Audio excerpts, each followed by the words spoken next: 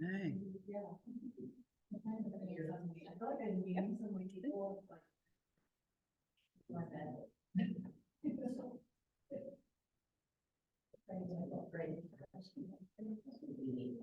I'm like, you know, we both have these, both the okay, we'll be right back. Parents and teachers and hot admin.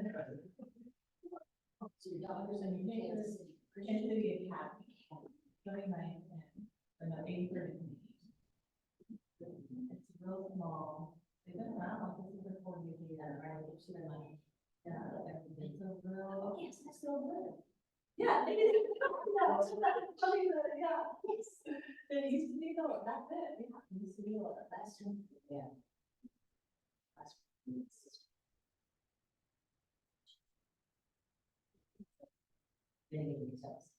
At the level or as, yes, oh, one of our original teachers was still. But that was, I remember when we did our tour. Well, I thought it was male, wasn't it? But I love it. Yeah, it's a condensed recipe, but it's a lot. But the first thing I was, So, well, I did it in school, so it's like, cool, and they are, like, it's a very. you No, it was alternative. Very almost. So it. They talk. Yeah. And that's just a similar amount, and I very much so, I mean, she's like, I can do like, the teachers don't care if I'm like doing this, and you know, like, right, getting your, yeah, as long as you're engaged.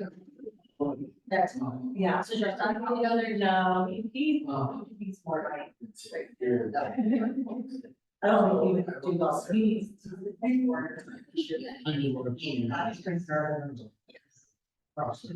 Yeah, no, my head is very, we all had to shine those, and it was, they were 100%. Yeah. You had an experience. Yeah. Yeah, and that is. Fun. Like, time block, just. But none of the teachers are in it, they all say, not wait, you know, like, one friend, she did stuff. Yeah, that might work. She won't talk to her. You know? Wait, No, they all did, we went to. So I have these three things here. You're not your kid. But we can write it down, you can write it down too. Work. She was the grand. Work on efficient. She was on the tech part. And, he has a book. Since it's like. There's a YouTube saying why it's talk about. Kind of fixing this, but this is a to do. How it's called the whole business to do. I'm just gonna change some memories. I have to not miss too, but some things won't be done. Right. You can't mention it's on. Right. First. This was the.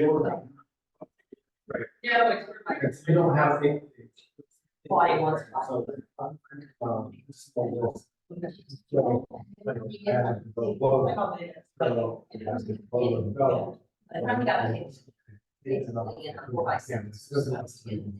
I feel like it's, adding contacts, it's. Yeah. Do that on the slide the next thing. So I work with, honestly, so I spent a lot of time talking to people then. And it was down like, so I got. And Amazing. I like. Conversation. Wow. That was too much.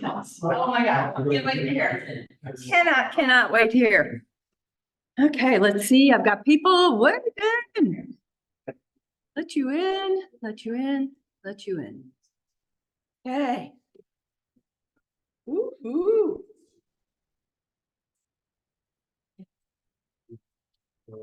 We had homework. We had homework. Yeah. That's always exciting. We had homework. Who's ready? Who's ready? Who's ready?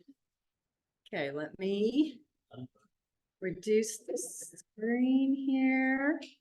Good morning, good morning. It is Thursday. Feels so dark, cause that. I just wanna go over and do the motion. Make it line up, so I feel like we're kind of in a little cave in here. But it is nice and quiet. Is everybody, before I get started, is everybody planning on staying for the red class today? Because what happened is, on my schedule, we weren't gonna have a red class. And then with the changes and everything, Lynn is going to be teaching a red class today. You won't need to be there. You won't need to be there. Disappointment now. Oh, okay, well, then, here's the thing, this is not going to be recorded. Oh, When they're talking about all these settlement changes because of the liability, legal liabilities, we're not comfortable recording those.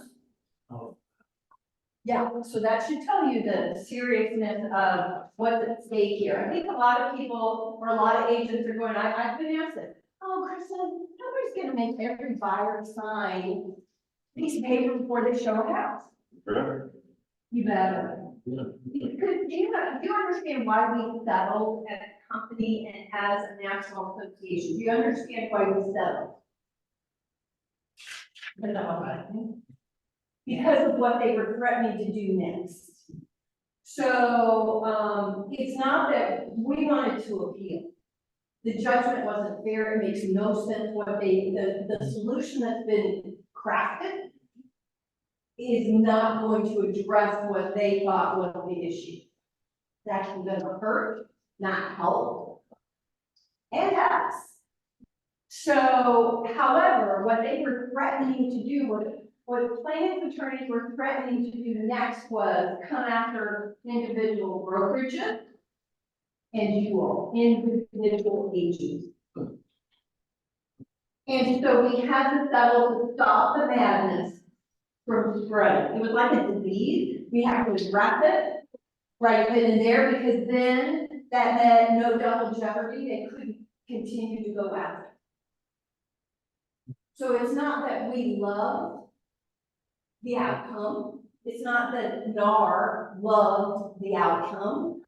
They tried to craft the best that they could under the circumstances, but we knew we couldn't let it continue because there were more class action suits coming up, and their ultimate goal was to get in your pockets too.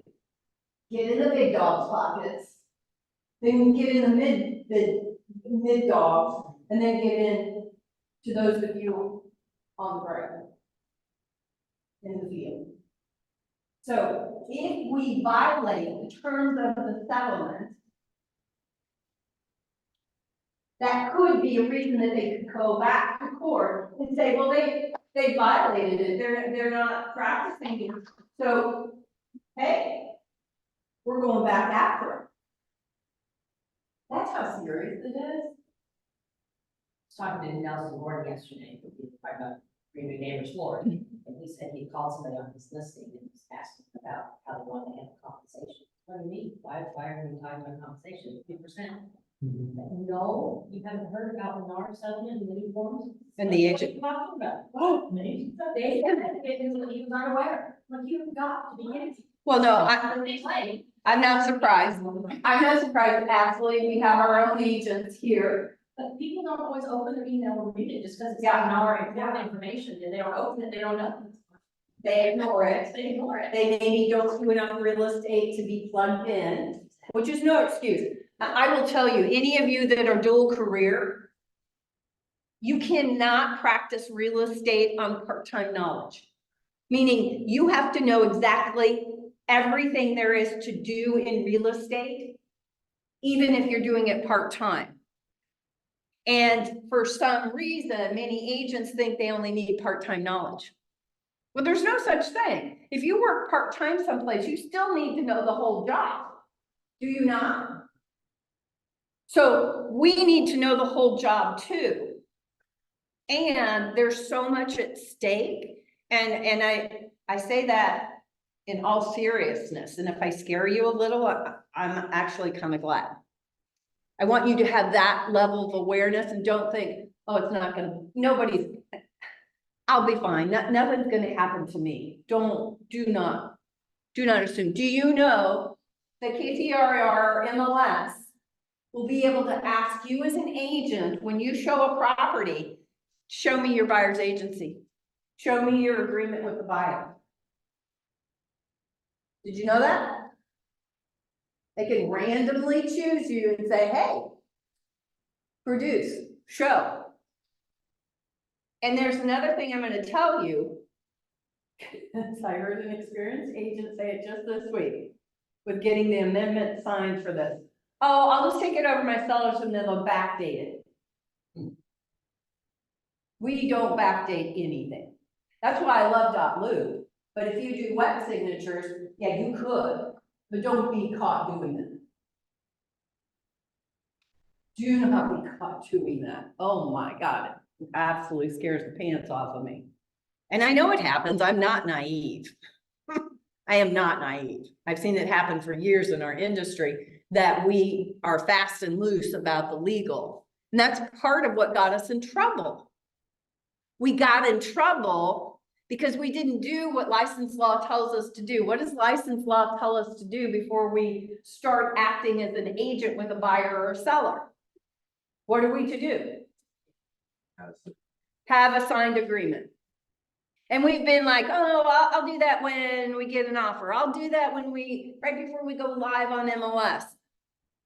If you have been counseling and acting in the role as an agent, then you were always supposed to have a signed agreement. And we wussed out, or we just got lazy, or we didn't ever understand that. And we went, and so consumers felt like they didn't really know what we were doing.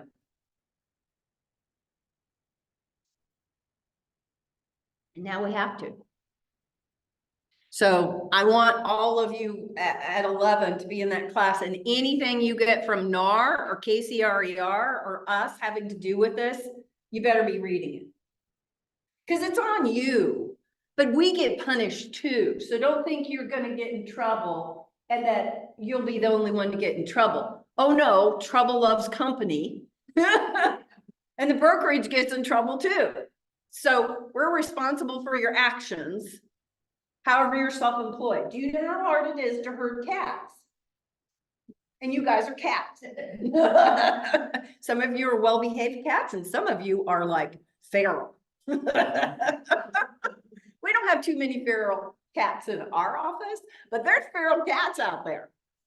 And you'll probably come across them. Like the agent, the other big claim he didn't hear, but you gotta be kidding. Well, I am truly not surprised. You want to use the form, you know, but that was. Megan, unfortunately, I'm not surprised. Because I've seen it over the years on just the terms in the contract. Of people remembering what it used to say. Oh, it says this. I said, 3 years ago, it said that. So again, remember, when it comes to education and being up to date and knowing what's going on in your world, in your career, in your business, is up to you. And we give you more than enough resources and information. It's up to you to absorb it and learn it. And if you don't understand it, then ask questions. Because that's okay. If you don't understand it, ask questions because we want you to have clarity. Is that fair? I want this office, our agents in this office, to not be like somebody else going, I don't know what we're supposed to do. I don't understand this. I'm not having a buyer sign an agency before I show a house. If I hear that any of you do that, I will smack on you. I will really smack on you. Lovingly, but I will smack on you. You don't know. Because I understand the risk and you probably don't know the gravity of the risk. Being a former broker, I understand the risk. And so if I sometimes seem a little over enthusiastic about this, that's why. That's the reason we designed this program to have in a contract coach and all of that. The reason we have that is to protect you. Because the fewer transactions you have done, the more legal liability you are for us, no matter how much we like you. You're dangerous. Use that for people. Oh, thank you. Thank you. See, I get wound up and then I don't, thank you, thank you. Connor's waiting, Alicia's waiting. Hope is Yeah. waiting. Alicia wanted- Yep. Okay. Scan, scan, scan. Scan, scan, scan. Let me know you're in class. You guys have been so good about doing this. Kristen, would you mind to share that into the Zoom? Oh, yes, yes, yes. Thank you. See, that's what I need. That's what I'm I here got all for. wound up. I got all wound I up. love it. You're all, I love the energy, you know, on Thursday. I want you to scare us. Oh, I can. Watch what you ask for.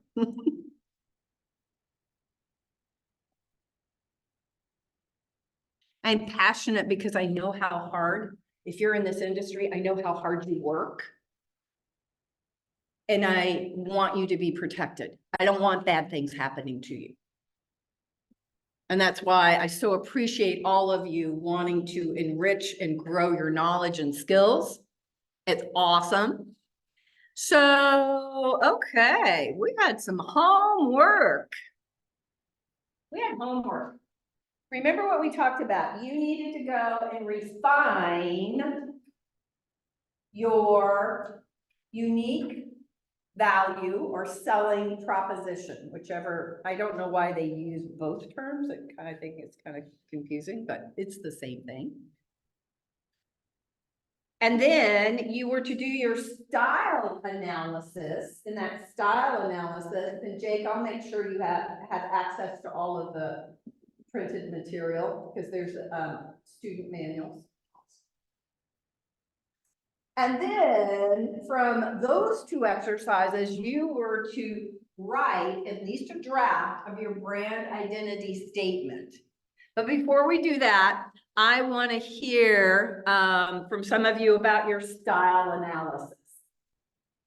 That style analysis is your style formal, business casual, informal? Are your clients middle class? Are they recent college grads? Are they bohemian? Are they middle-aged, older? Describe how you are unique or memorable through your background, your education, your hobbies, your appearance, your personal connections.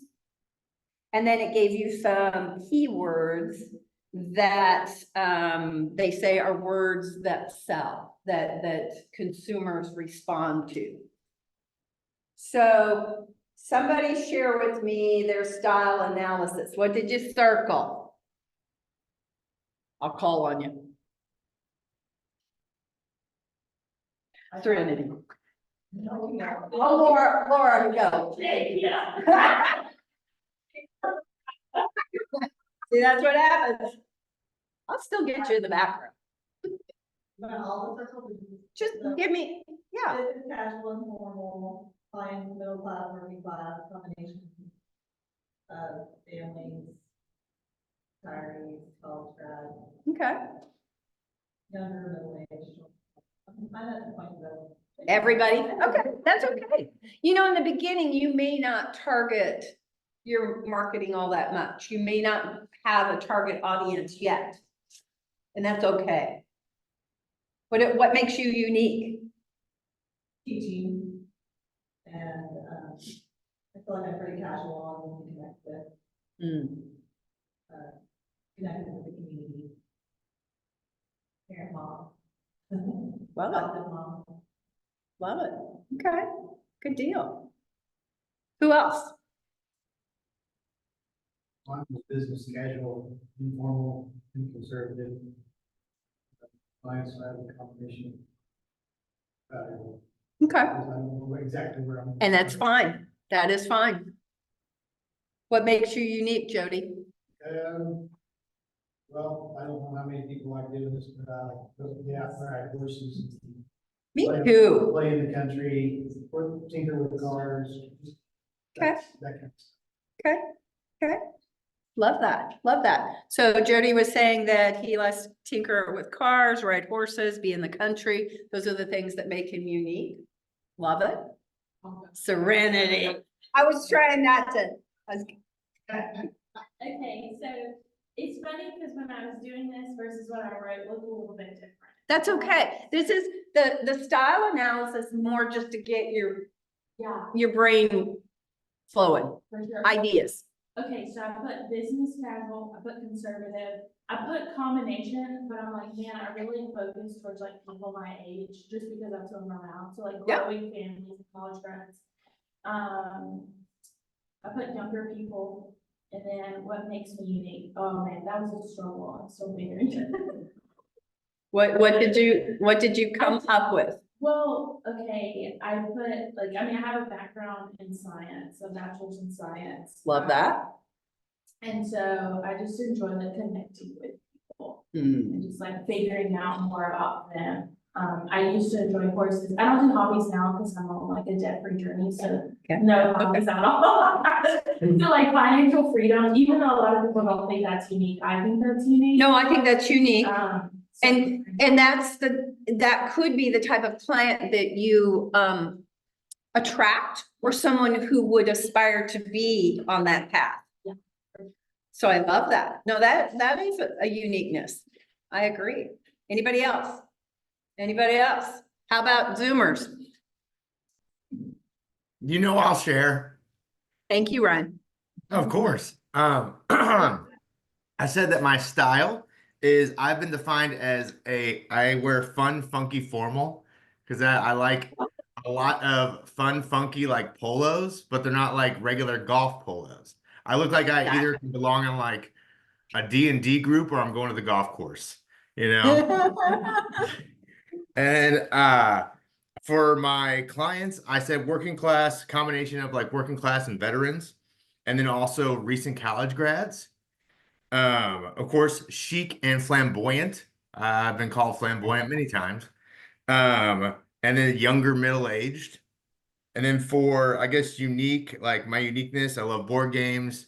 I love hiking. I love dogs. I practice sign language. I just like to have fun with people. It makes me unique, I guess. I always have fun with people. And then clearly, I said energetic. I circled that one. Highly motivated, resourceful, and versatile. Love it, love it. See, things as simple as you think unique, and he said dogs, and you might think it's not unique. However, I don't know if you remember me saying, I've shared before, but I remember, I think it was last year, a year before at family reunion, a top agent built her business by going to the dog park. She started once a day. She got such success at connecting with people. She started doing it twice a day, and the majority of her business was coming from the dog park. That's unique. That's where your interests can get you in front of different people and building relationships. So I love that because there is opportunity in each of the things that you're interested in. There is. If you went, or have you ever taught financial peace? I've considered. I would consider it, and here's why. Those people that you bring in and teach that, and you're able to say, hey, I'm an agent. Yeah. Whoa, how powerful would that be? You're helping people and you're connecting with people. And they would see you as someone they would trust because having that financial freedom, you understand what that journey's like and how important it would be to be buying a house and building that wealth. So I think that's a perfect connector of something you could do that you're passionate about that would also help people and get her around additional people. Look at that. And kind Look of at that. piggybacking off of that a little bit, I was talking to a top agent, and she doesn't need to be kind of prospecting, but she does a workout class that she teaches just because she is connecting with these people. It's very organic, and it just comes up, and she just is getting even additional business from that route, even though she doesn't need it. And it's because of that commonality, and it's a lot more organic and easy to kind of connect on that level. I love it. We have one of our growth clients that focuses on pickleball. And you know, you can do pickleball groups that they rotate where you play with strangers. Some of them, some of the pickleball courts have it so that you can just sign up and not know who you're gonna play with. And he loves pickleball. What else could be better? So know that the reason we did this uniqueness is also to get you thinking of where else can I connect with people and enjoy it and do something I love. Legion shouldn't be all painful. I'm not going to say it's painless. I won't lie to you. But it can be less painless if you're doing things you're passionate about, right? So I love that. Anybody else online about your style analysis? I can go if no one else is. Okay. So I guess my style, I mean, energetic. I really like to be kind of funny, and well, I think I'm funny, so that's where I lean into the dad humor kind of thing. Oh, So you're not funny. really. I'm not that funny, but I lean into it, the dad humor. I try to also be a little bit unique with the Spanish bilingual part, and I'm gonna try to Definitely. hone into that. And I would say my style is more, I like to also be fashionable, so kind of fashion, upper classy scale, Mhm. and lean into with that the sports sphere since I came from that world. But it's a Yes. lot of like business owners and folks that, you know, can have memberships and that extra little perk in life. So focusing maybe on business owners, a little bit upper scale. And then on the flip side, since my friends are all getting houses and marrying and young and all the things, also kind of new homeowners. And so kind of two ends of the spectrum there is kind of what I'm trying to go for, because I feel like the more target audiences, the more income. So we'll see. 100%. Love that. Love that. Anybody else on Zoom? Anybody else? Okay. Doug? Well, I like to make people laugh too, so Okay, likes to make people laugh. I went to a Dollar General one day and it was about to close and there's two guys in front of me. So I rushed up on them and I said, which one of you two guys called for a real estate agent? You know, just. Called for a real estate agent. Some kind of real estate superhero or something. And they just started laughing and then one of them gave me his information. So, you know, he said, well, I just come to think of it, you may have some information I need, so I got his information, so. You used humor to do Legion. Right, yeah, I just said, break the ice. Yeah, I love that. I love that. So that's something that makes you unique. You like to lead with humor. Yeah. Make people laugh. I know also that you like to help people. Right, see, that was a way of indirectly giving me confidence. Yeah. Kind of got it, you know what I mean? Exactly, exactly. It didn't feel like they were just staring at you like, so when you recognize what makes you unique, it can help you in your business. When you understand your style, then you can understand who you're most likely to attract. I think I shared with you on Tuesday, I'll share it again. I had a recruit tell me, I have tattoos all over my body. I don't think I can do real estate. Dang, yes, he can. He's gonna definitely attract other people that are heavily tatted because they have something in common, right? And so now I've got an appointment with him because I said, we have agents that have no tats or a whole bunch of tats. Because none of us is everybody's cup of tea. So not everybody's gonna work with you, even if you meet them and you talk with them, because you're not gonna be their cup of tea. And please be okay with that. Oh, so not everyone's gonna like us. No. I'm sorry, Thomas, but no. Maybe I should have said that nicer. No. And that's okay. It is so okay. It's, we get it in our heads. Well, I think it's human nature that we want to be liked, right? It's true. There are very few people that don't on some level want other people to like them. And so we take it personally if somebody doesn't like us, or what we consider rejection, when it wasn't a rejection, it just wasn't a connection. There's a difference there. That's why some people would never want to work with me. I might scare the pants off of them because I'm high energy. And you think I'm kidding. I actually had, I'll flip it, but as a coach, we had a new agent in our program and he graduated and wanted to go into growth. And the growth coach that he was coaching with stepped down. I said, I'd love to coach with you. And he says, he looks at me, he's such a kind, lovely man. He says, Kristen, you actually scare me. Like, okay, I'm sorry. But my energy, he was very quiet energy, and I can ramp up. And so I had to mirror and match. And I said, would you at least give it a try? And he did. And so I had to be more calm. I had to change my demeanor, my energy around him. But at least I had that awareness that I know. And that's why having an awareness, if you all heard about emotional intelligence, emotional intelligence is you being able to recognize how other people may receive you. So I was ranting to my husband the other day about this and saying, I have a hard time with people who, like, you all do the DISC, the personality assessment that I had you do, the DISC, and probably a lot of you have done it in other settings too, something similar to the DISC, a high D. How would you describe a high D?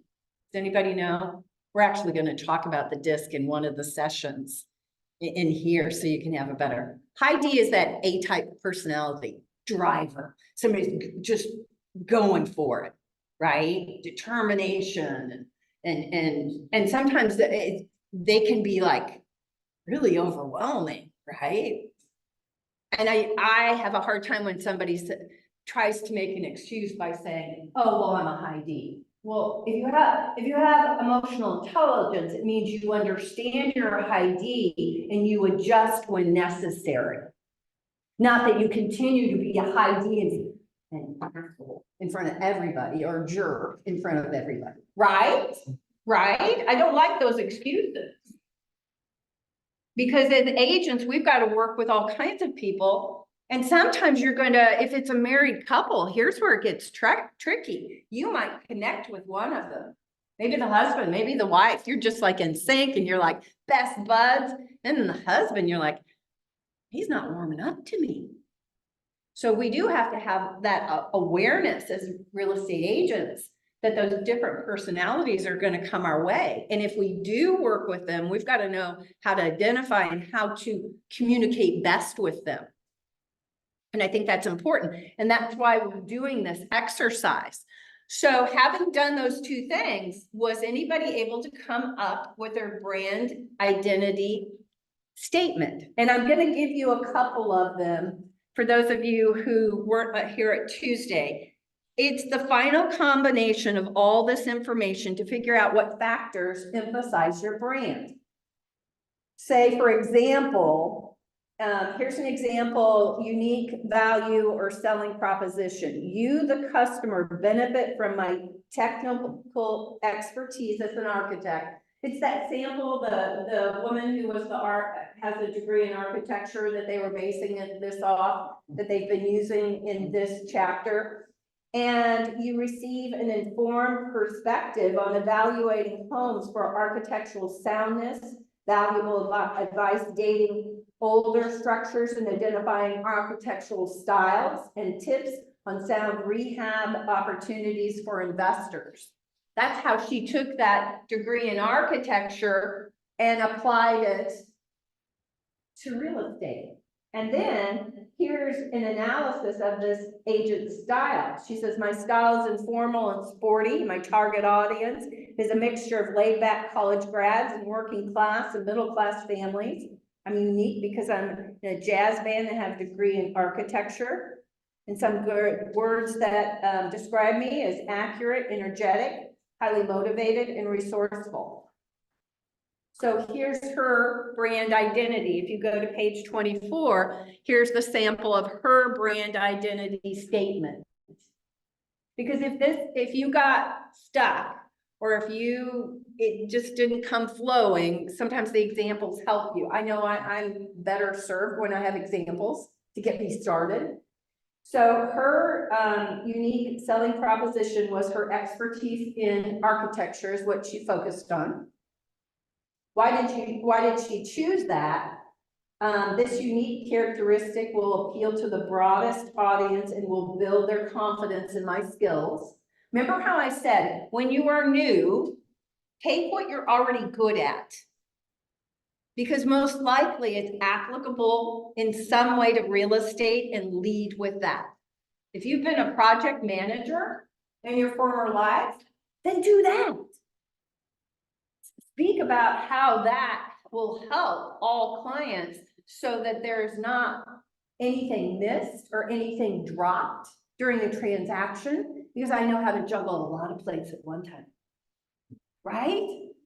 And it's also kind of, I don't want to say dumbing it down, it's also putting it on a level that consumers can understand.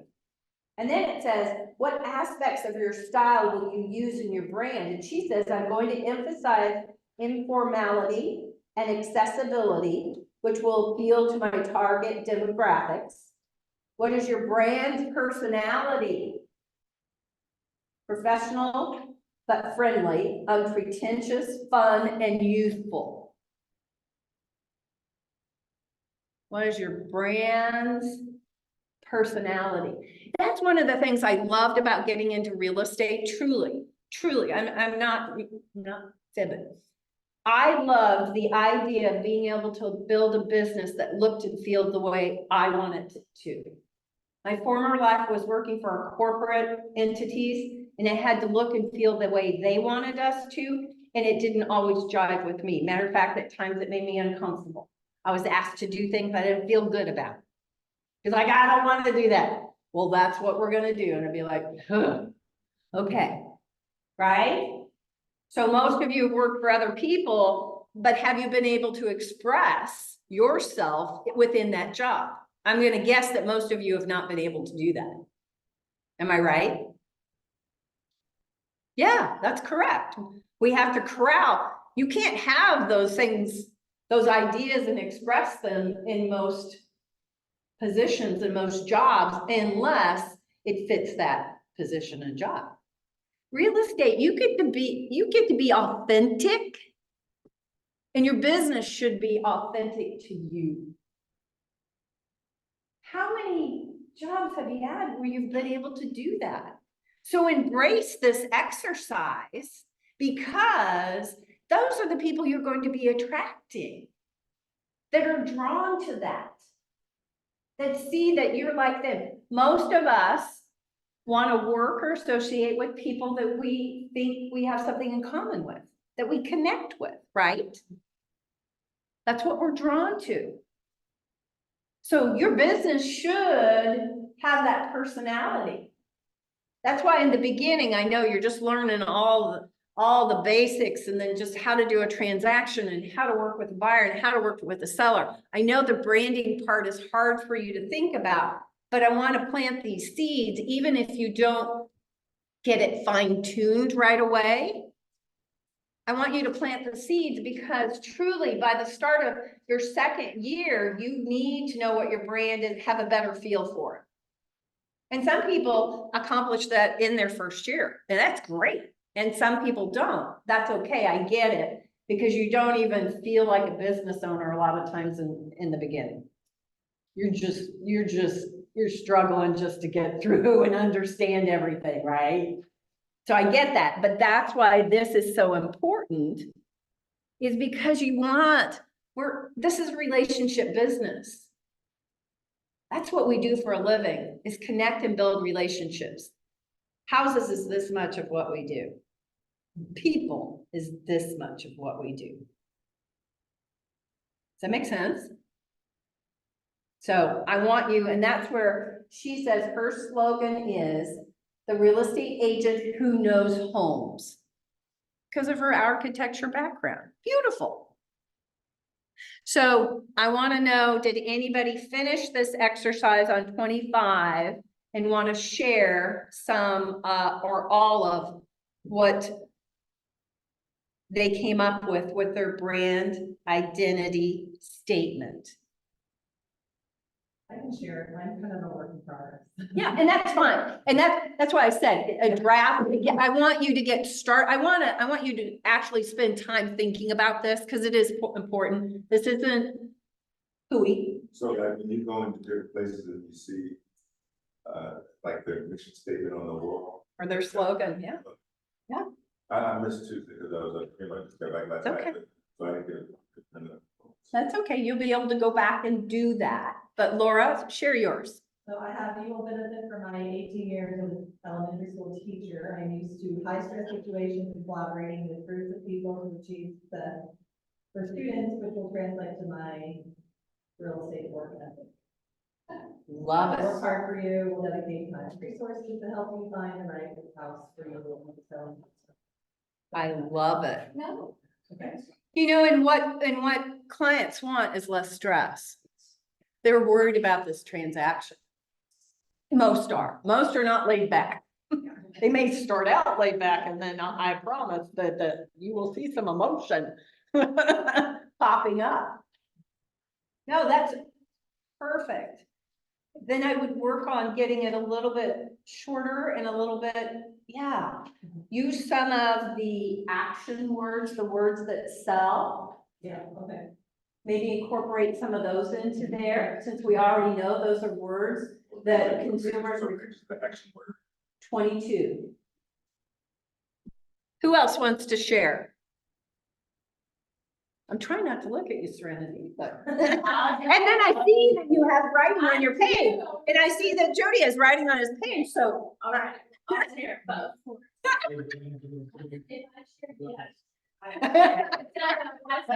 In it together. I said my style is modesty and, well, I was trying to figure out the and, but we'll just stick with modesty. Okay. And my target audience is a mixture of families and college grads. I'm unique because I'm on a financial freedom journey. And I have a degree in community and recreational therapy. And I was like, some great words to describe me include willing, energetic, youthful, friendly, organized, and caring. And then I Googled some slogans, and so I put with Serenity as my realtor, I'll conquer any storms.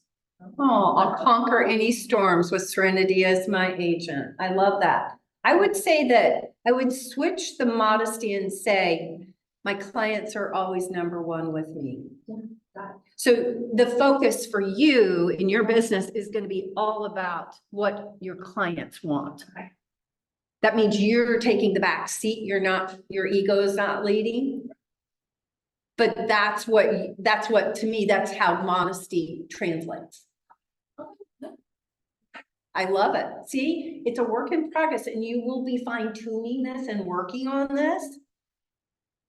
But she's got to that helps her start understanding who she's going to be messaging and targeting. Okay, Jody, she tagged you, so you're it. I'm not quite sure I did this correctly. It's okay. Access to the housing info that my client would need. Let the customer know that I'm a straight shooter, and what sugarcoat the info that we're trying to give them and put out. Let them know exactly what is going on. And I do have that team behind me that I can go to for answers if I can't figure it out. Love that. So straight shooter, tell it like it is. So here's what goes through my mind is, with me as your agent, you will always know where things stand. And I will always look out for your best interests and serve you with the truth. Something along those lines. To them. So make it a benefit to them, because that's true. Some people want that. Some people don't want us to be, they say they want perfect honesty, and they really don't, but some people do. So I like to say, when I'm doing my recruiting, I say I'm a straight shooter. I don't try to talk anybody into this industry, and I don't. I want you to know the facts so that if you do decide this is a match for you, you're going to be basing it on good factual information. Yeah, not your emotion. Your opinion. Exactly. So you can do the same. I'm a straight shooter, and you will know where things stand, and I will always be advocating for you. Make sense? Anybody online have what they came up with for their brand identity statement? I'll go. Okay, Ryan, go. Love it. Can I give you what my one from chapter 1 and then how I revised it? Yes. So what I said in chapter 1 was I may lack an experience, but I make up for it in being process driven and client focused. And then with my wife's help and with her writing skills, I had to bounce some ideas off her. So we came up with this, and I hope it's not too long.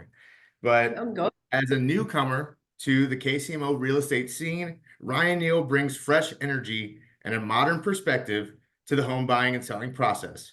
With a keen eye for detail and a commitment to exceptional service, Ryan Neal is dedicated to helping clients achieve their real estate dream.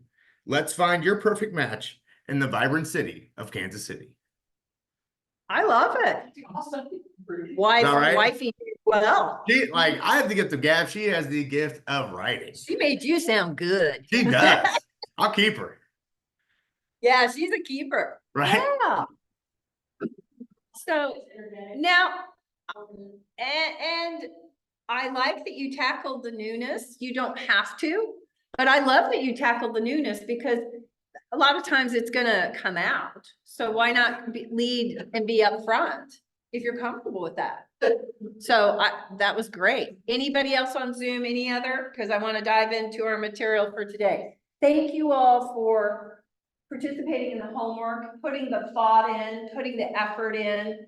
This is a value, this exercise, so that you are coming up with your brand identity. Think about, how do you want people to perceive you? Remember, we were talking about Tuesday. Do you want to be the girl next door or the guy next door?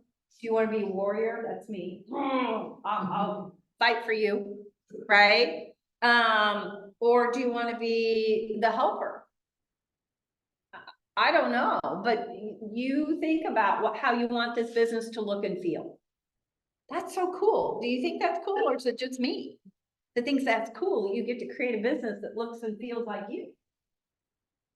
Yeah, I love it. So, homework.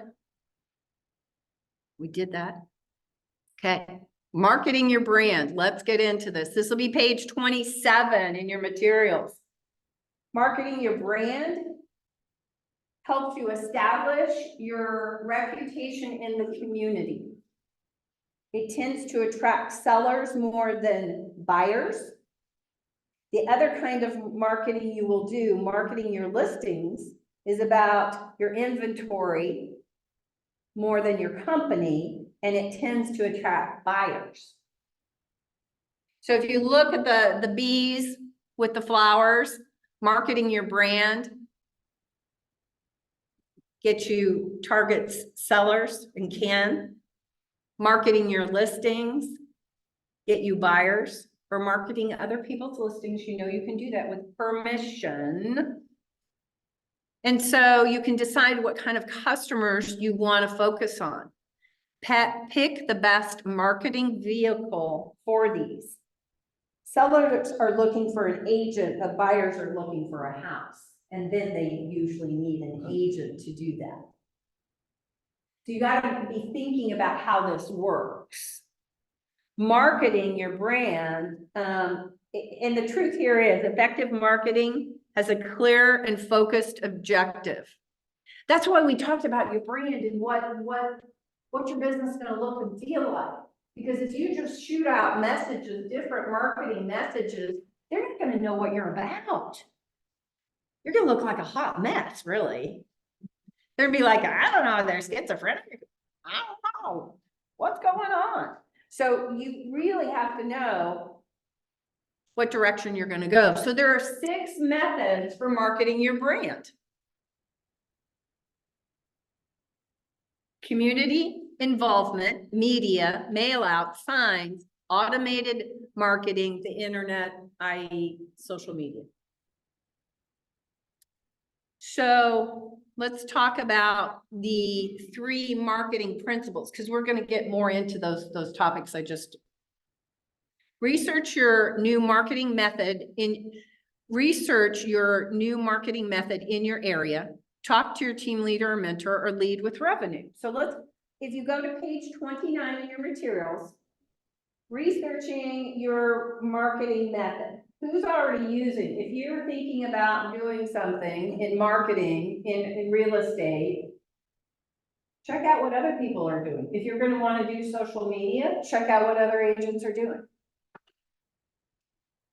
If you're wanting to do mailers, do you get mailers at home? I do. I get real estate agents sending me stuff. Does anybody else?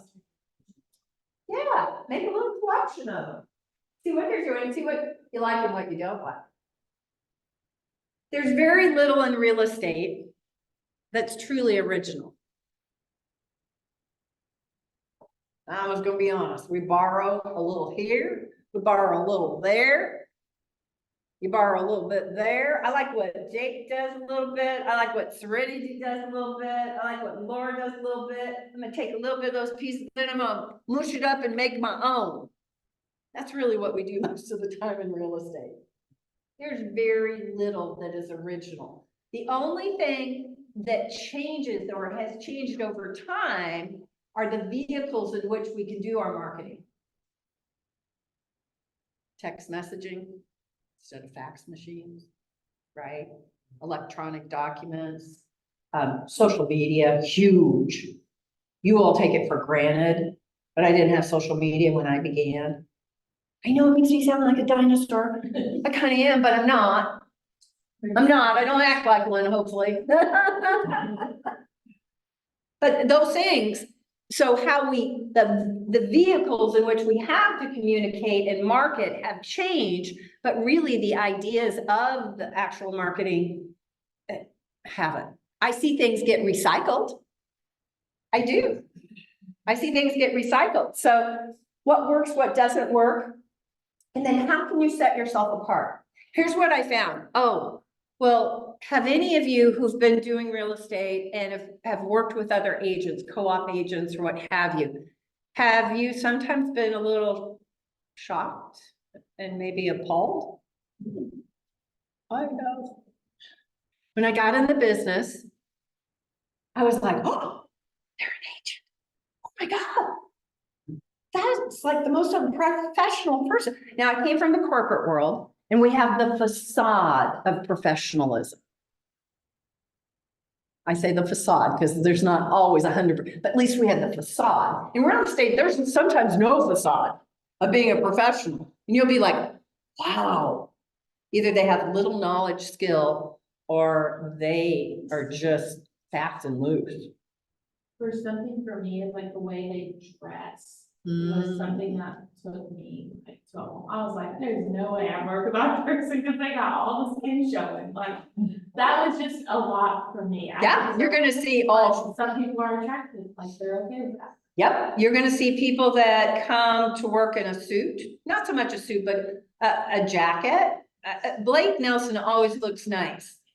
Even if he has jeans, they are pressed jeans. They probably went to the dry cleaners and he's got a jacket on.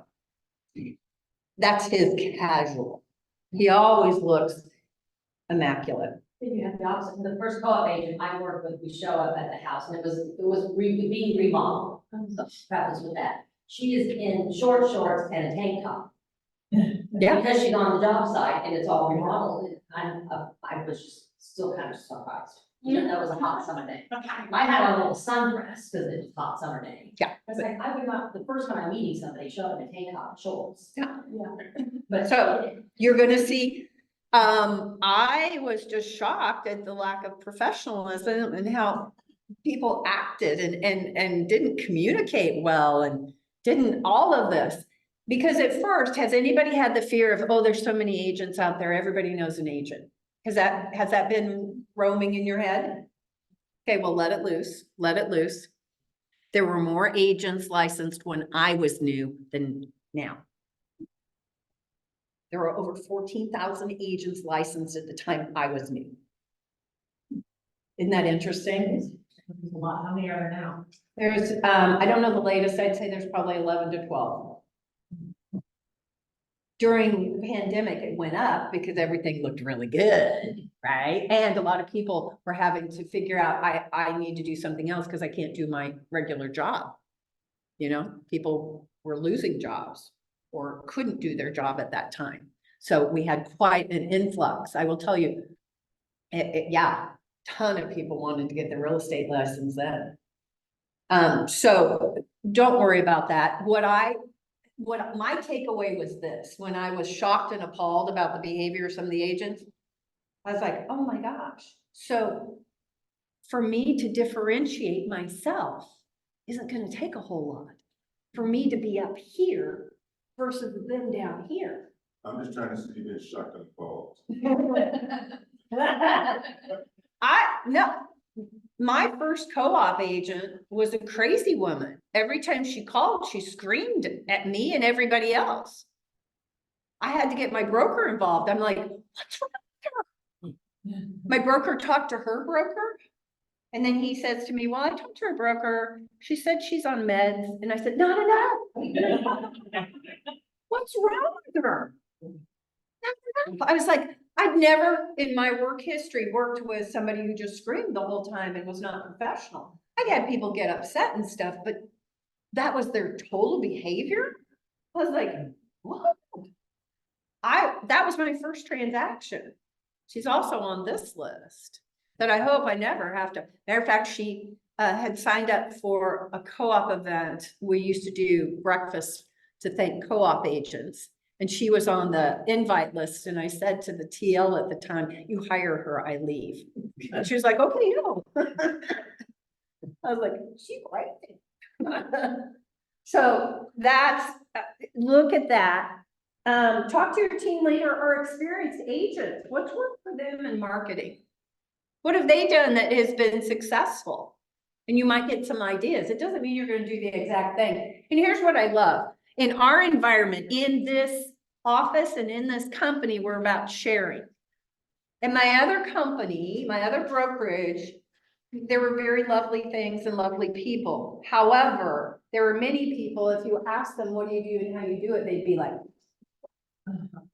literally. You come in their office and they cover stuff up.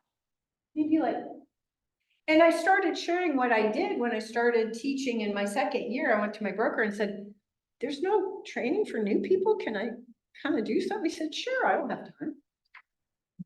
And I started sharing things and an agent came up to me and goes, why do you share that? You know what I learned in that short time that I've been licensed? I learned one, most people won't do what I do. They won't. All of you go to trainings all the time. And most of you are not doing what you learn. You're doing a little bit. So I'm never worried about sharing. And I know that I've gotten great ideas from people who have shared. So my business was cobbled together. It was not all original thought. All my power tools, I knew what I wanted, and then I would see things and borrow. So a lot of my power tools were crafted from seeing somebody had that. I want something like that, but I'm going to even make it better because I want to plus it. So if you want to succeed and exceed in this business, just do a little more. And you will. Lead with revenue. What's that mean? That speaks your language. Lead with revenue. That made it so like, when he was buying. Now read what it says. Serenity, would you, on page 29, read number 3? Oh, yeah, it says, oh, yeah, don't spend money. Right down your alley, girlfriend. Don't spend money you haven't got on, let's see, marketing. Prospect while your income is small and slowly add marketing components as your income grows. Make sure you have enough money to complete the entire marketing action plan before you begin. Incomplete plans are usually a complete waste of money. Ooh, bam. It's easy to spend money. Because you see something, you're like, oh, gotta do that, gotta do that. Well, when you don't have already, if you don't have a marketing budget today, then you need to do more prospecting than marketing. However, social media allows you to do a lot of marketing for free. That's beautiful. Take advantage of that if you use social media. If you don't, then you're going to have to do other things to connect with people, and that's fine. But that's where we, as a company, really, that's what the MREA, if you get into the budget model chapter of that, you're going to see it's about don't overspend. Be aware of your money. You get a big commission check, what feels big. Well, sometimes it is big. And you're like, oh, I'm rich for a day. And some agents just go out the door and spend it all. You better have a plan on how you're going to portion out that money, and part of it better be set aside for taxes. And if you have no idea how much your taxes are going to be, you need to talk to a tax professional so you're setting aside enough, because self-employment tax is higher. You all haven't been paying self-employment tax, most likely. So it can be a little bit of sticker shock, and then you need to decide, do I need to incorporate? Do I need an S corp? So that I can be better with my taxes? So lead with revenue, don't spend buckets of money before you make money. One of the hardest things that I witnessed when I came here and started this program is a new agent had started before me, and he had bought a new car because he thought, oh, I need a shiny new car. Bought a new computer because, oh, his was old. Bought a new cell phone. It was brand new. And at 90 days, he didn't have anything going on. And he had to drop out of real estate because he already had himself in debt. Don't do that. You don't have to. You just have to have a clean car. You don't have to have a new car. Matter of fact, I think fancy cars sometimes work against you, depending on who you're working with. So they'll think you make more than enough money. I saw something one time where she drives a really nice car and she purposely doesn't park it at the house because it turns people. It does. It can be a turnoff. Now, if you're like Blake Nelson, he drives a Mercedes. It's not a flashy one, but it is a Mercedes, but he's a luxury agent. So that speaks to his target audience. But if you go to a first-time home buyer in a Mercedes, they might think you can't relate. So I don't think a fancy car helps you, but that's just me. That's just me. Your marketing brand, it benefits, like we said, community involvement, helping others, meet terrific prospects, sponsorships, charities, social organizations, business organizations, personal interest organizations. I think all of those things are very important. And that is why I want you thinking about different things you could do. Now, don't do them until you can afford them, but you can go be volunteer. If you love animals, go work in an animal shelter, Wayside Ways, or what's the other one that's really big? They have their, so. Yeah, over by Swope Park. Amazing organizations. And if animals are your passion, then go get involved in that organization, but don't do it just purely for business. I find that doesn't work because you're not being authentic.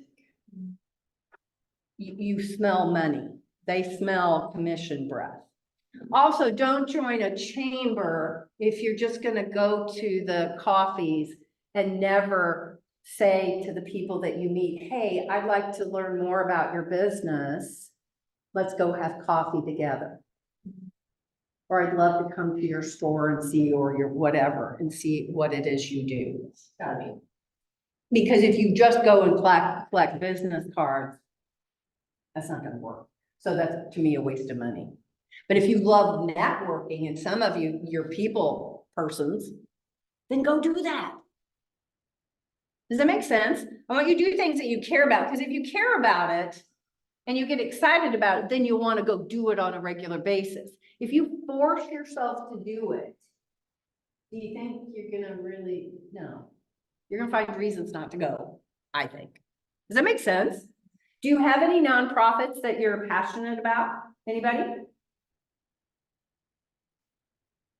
I volunteer at school all the time, that's my. Yeah, It's not a problem. That's where I spend my time. yeah. I love it. Anybody else?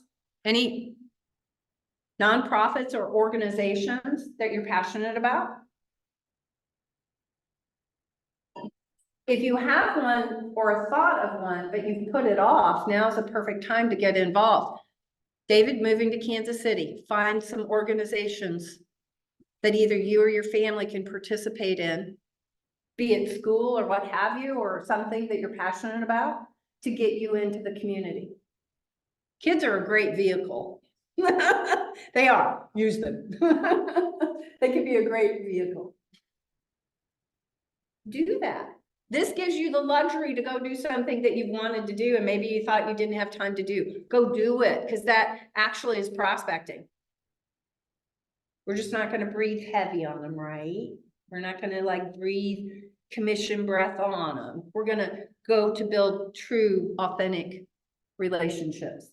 Does that make sense? Sponsorships will cost you money, but you can help with community events. You can be a volunteer or chair an event. Think about those things. I think that can be exceedingly powerful ways to get involved. Look for win-win community events. And then they say, you can thank sponsors. You can, if you're a volunteer for an event, then on your social media, you can be posting about that event. And then you can personally thank the sponsors of that event and actually get to know the sponsors. That would even be a bonus. Be an MC for it if you're comfortable. Sing at the event. And sing at the event. And just saying. You know, so there are things that you can do in the community. People appreciate, and if you're active in the community, people notice it. Actually, did you notice about Kansas City? Kansas City is always ranked in the top 10 of cities that are most philanthropic. So we have a long history in Kansas City of giving back and expecting people to give back, be they the citizens or the leaders. So show your community pride, your involvement, and even if it's your HOA, which can be dangerous and good. It just depends on the HOA. Make sure it's a healthy HOA and not a dysfunctional, because that could be ugly. Media advertising, what works and what doesn't work.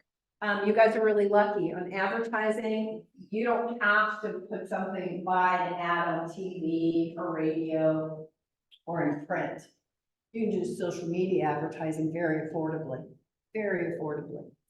So that's what I would do. We only had 2 options really when I was an agent. That was print. And that's what most people would do if they had any kind of budget, but it was expensive. When I think of how much, when I first started, successful agents, how many dollars, they were spending $10,000, $20,000 on marketing every year, at least print advertising, at least. You don't have to do that.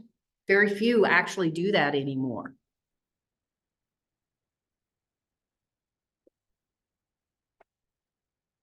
Mail outs, mailers. Mailers can be very impactful. Now, remember, you probably don't have the money to do much mailers. What would you do instead of the mailers? The same thing. What would you do with the mailers that you could afford? Door knock. Go, use your own energy, your own self to deliver those mailers in the beginning. And then when you can afford mailers, then do that. But actually, the door knocking or dropping them off at houses is the most impactful. If you can get anybody face to face, belly to belly, it's always the most impactful, always. Now, we've mentioned this before, but if door knocking doesn't feel safe to you, then do it with someone or don't do it at all. I get that. Then find other opportunities like organizations where you can be around like-minded people. I don't want you doing any lead gen that doesn't feel safe to you. I don't. I am very sensitive and have an awareness of that. So, and not everything's going to be a match for you. Email is cheaper. You'll get better response if you hand deliver your materials. This is on page 35 to a geographic farm. And that's just your time and your energy. And it's great exercise. And people see you. So I love that you can do that. You need to have an offer response. And we're going to talk about that, a MOFR. Does anybody? Okay, if you listen to Pivot Shift Ahead, James Shaw, if you listen, 7 a.m., has anybody listened to Pivot Shift Ahead? Yeah. You've heard him talk MOFRs. Make offer for immediate response. So you shouldn't be just sending something out or dropping something off to people and not ask for them to respond. Otherwise, you just sent something maybe pretty out, or maybe not so pretty, I don't know. I've seen some things that are not very, I'm like, oh, who designed this? Ooh. Makes me cringe. Also, email can be very strategic and good. So there's all these different ideas. I did a newsletter once a month. I did a newsletter. At first, it was the cheapest thing I could find, and that was some of the home warranty companies have an agent portal and they have marketing materials on there. And I did Old Republic Home Warranty. I did their monthly newsletter, and I could put my picture on it and my name and my contact information on the back. And then everything else was already done. I couldn't personalize it otherwise. But it was something I would also make extra copies to take to open houses. Because remember what I was always thinking, how can I make myself different and differentiate from the crowd? And very few other agents, they just have flyers for the property. Well, what happens to the flyer if that house is the house for those buyers? What happens? They throw them away. You think maybe they would keep a newsletter a little longer just to read or see what's in it? Yeah. So that's what I would do. I would do that, and then I would mail those to my database. And then as I started to make more money, lead with revenue, then I went to a professional marketing company that already had newsletters. And at first, and I could do a little personalized message every month. And at first, I would have them send those to me, and I would fold them, I would seal them, I would label them, and I would do bulk mailings in my living room with the trays. Boom, boom, boom. And then the day I could afford to have the marketing company do all of that, I just send them on mailing list and they would send it every month. That was a beautiful day. But I didn't do it until I could afford it. I worked up. See how I worked up to do those things? I did the cheapest thing I could do first, and then I built up. So in the beginning, when I had the little simple newsletter, I wasn't mailing it to my whole database every month. I sometimes was maybe 50 of them as I was working, whatever I could afford. But I got something out instead of nothing. I would email to the ones who I couldn't afford to mail to. Well, I was gonna remind all the new agents, we have a newsletter that's Yes. for everyone to use for free. On a Yes. smart plan, you can put it into your command and email it out to your base once a month. Yeah. Your signs, what you do for signage, now, here's where I'm all about being thrifty in the beginning. Don't get a lot of personalized signs in the beginning. Please don't spend that money. We've got nice office signs here you can buy.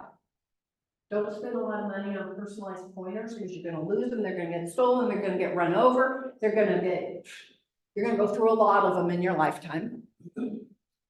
Don't start personalizing things until you start making money, unless you have extra money to spend on it. You don't need that. You don't need that in the beginning. So safety. I personally do not like, especially women's pictures on yard signs. There are creepers out there. I'm not kidding. I don't think it's safe. Now, that's just me. And we women change our hair all the time, and you're gonna have to update that picture, and that gets expensive. Switching out the sign, or you can be like some agents who keep the same picture for 20 years on their sign, and they don't look like anything like their sign when you meet them. You'll go, wow, okay. Huh, automated marketing, those are smart plans, email campaigns. You all have to employ those. You have to have marketing, and I call that marketing insurance. Remember, we talked about you're gonna get busy, hopefully, or you could get sick, or a family member gets sick and you can't do the prospecting and marketing that you were doing yourself by hand. And if you have nothing else out there going out automatically, then it's gonna look like you closed the doors of your business. So you need that automation. It is really, really important. I sent, so every month, and we talk about it in here, the 8x8, the 36 touch, well, they say 33 touch, it's now 36 touch. All of those things, I got to where I did a 36 touch even before it was a thing. I did 2 automated emails and then a snail mail. My newsletter went in the snail mail. So I did 3 touches a month to everybody in my database. Unless it was a lead, that's okay. Unless it was a lead that never got back to me, then I just put them on a once a month email. That's what I did. And it's interesting. I did those things before I had learned that they were a thing. Thank God. Internet. In this material, they focus on website. It's not the thing that it was. People are all about apps. So, and social media. So that's where I think about how you can get the most out of social media if you're comfortable and you want to use that in your business. I think that's going to be important.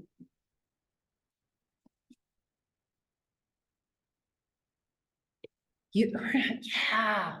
Remember, you have to have content that the people want. And you have to make your sites and content findable. So that's why I like social media, because you can.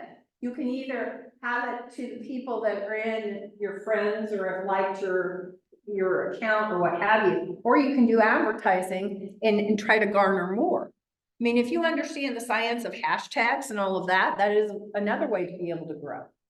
So learn that. If that's going to be a piece of how you market your business, then absorb. Did you all see what I posted? Kyle Talbot's one-pager, our hype man, Casey Hype Man here in our office. He now has 59,000 followers on Instagram.